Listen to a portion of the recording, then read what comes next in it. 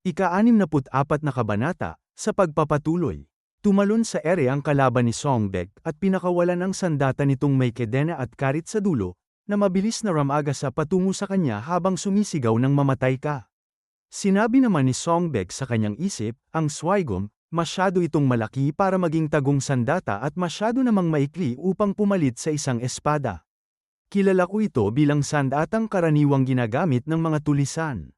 Makikita ang karit na mabilis na umiikot sa hangin habang lumilikha ng matinis na ugong. Tahimik na pinagmasdan siya nito ng may matalim na tingin.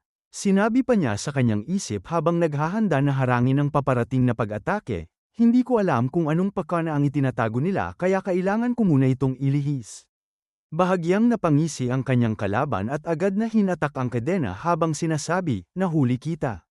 Hinigpitan nito ang kapit sa kadena at mariing hinailapay taas. Sa isang iglap ay nagbago ang direksyon ng umiikot na karit. Napangiwi si Songbek nang biglang lumihis ang karit sa kanyang tagiliran habang patuloy na umiikot ng napakabilis. Umangat ito sa ere at muntik nang tumama sa kanyang leeg, ngunit ang suot niyang salukat lamang ang nataman at nahiwas sa dalawa. Mula sa malayo ay makikita ang isang babaeng tahimik na nanunood na may seryosong mukha. Lumingon ito sa kanyang katabi at nagsabi, Senyor, hindi maaari yon. Agad naman itong sinagot ng kasama niya. Tama ka, makikita ang kamay ng kalaban ni Songbek na nakataas sa hangin habang sinasabi, ang banal na sandata ng aming sekta na maaaring kontrolin tulad ng sword control. Sinalo nito ang kanyang karit habang nakangisi at nakatitig kay Songbek. Lalo pang lumaki ang kanyang ngisi habang sinasabi, ito ang Gahuras Claws. Muli niyang pinaikot ang kanyang sandata ng napakabilis at sinabi habang mabagal na naglalakad pasulong, maswerte ka. Naiwasan mo yon. Naghanda naman si Songbek habang dahan-daang nagpapakawala ng enerhiya. Makikita ang napakalawak ng ngisi ng kanyang kalaban na halos lumabas na ang lahat ng ngipin nito. Tumalon ito sa ere habang mabilis na pinaiikot ang karit at sumisigaw, tama. Hindi magiging masaya kung babagsak ka kaagad. Tahimik lamang na tumingin si Songbek nang may matinding talam sa kanyang mga mata. Muli na namang ibinato ng kalaban ang kanyang sandata at mabilis itong humarurot patungo kay Songbek. Agad siyang naghanda habang maingat na pinagmamasdan ang galaw ng umiikot na karit. Napasabi siya sa kanyang isip, malaya itong nakakagalaw dahil sa enerhiyang ipinapasok dito. Mahigpit niyang hinawakan ang espada at bahagyang pinaikot ito habang ipinagpapatuloy ang kanyang iniisip. Ngunit wala namang halaga ang lahat ng iyon. Hindi ako uurong sa kahit sinong kalaban. Dahil ito ang estilo ng espada ng digmaan.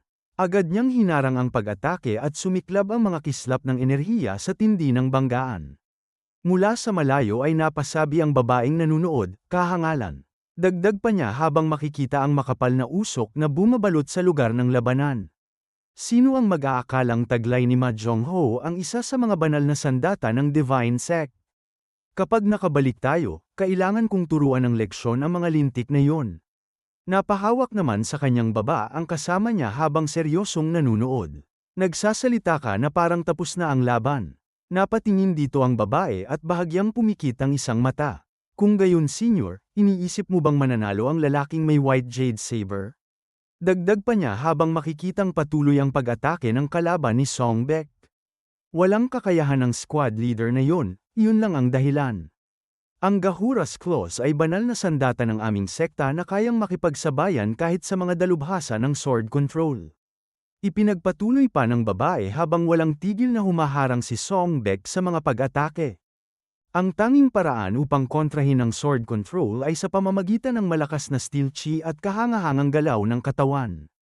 Ngunit ang lalaking iyon ay halos hanggang depensa lamang. Wala siyang magawa kundi hamarang. Sa ganitong takbo, hindi ba siya babagsak sa lalong madaling panahon?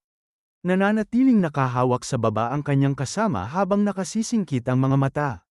Talaga bang ganoon? Dagdag pa nito habang nakatingin kay Songbek. Sa paningin ko, pasulong ang kanyang katawan. Unti-unti lamang, ngunit hindi ba't parang sumusulong siya?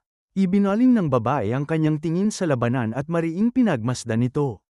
Tama siya, dagdag pa niya sa kanyang isip. Kailan pa siya nakalapit ng ganoon? Muling ngumisi ang kalaban ni Songbek habang sumisigaw. Ha ha ha, mahusay kang umiwas na parang isang munting daga.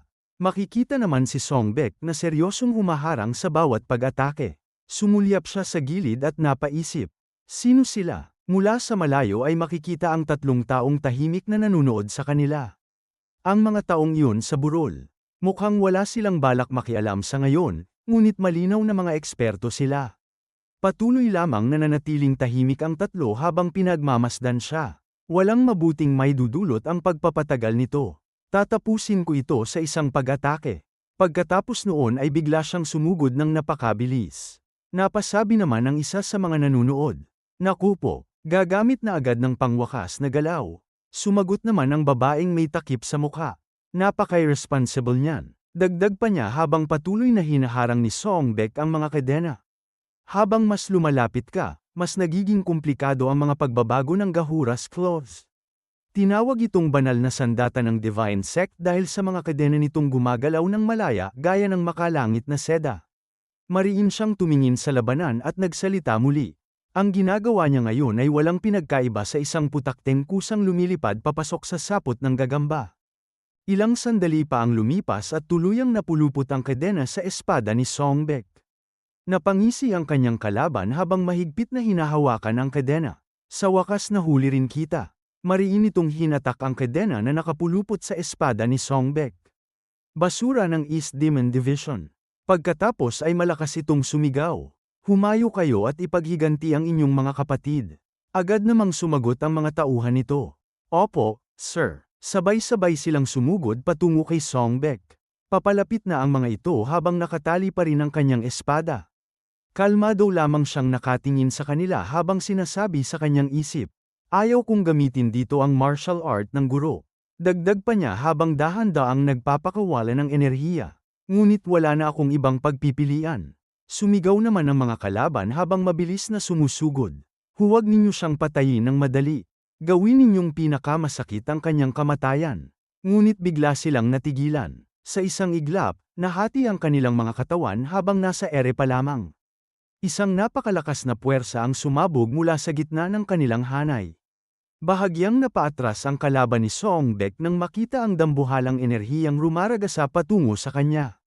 Napanganga ang lahat at halos tumirik ang kanilang mga mata sa nasaksihan. Mula sa kanilang kinatatayuan ay makikita ang malakas na alon ng usok na dumaan sa paligid at ang buong lugar ay nagliwanag ng husto na tila tinamaan ng kidlat.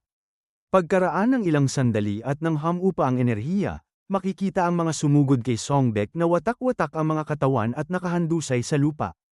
Nanginginig naman ang kamay ng kanyang kalaban na may hawak sa kadena. Unti-unti itong napatingala sa langit habang sinasabi sa kanyang isip, hindi maaari. Maaari bang ito ay, totoo nga? Makikita si Songbek na nakatayo sa gitna ng wasak na lupa habang patuloy na naglalabas ng napakalakas na enerhiya. Maging ang hangin sa kanyang paligid ay tila nanginginig sa bigat ng kanyang presensya. Napasigaw ang kanyang kalaban, isang martial art ng tao, at dito na po nagtatapos ang ika-64 na kabanata.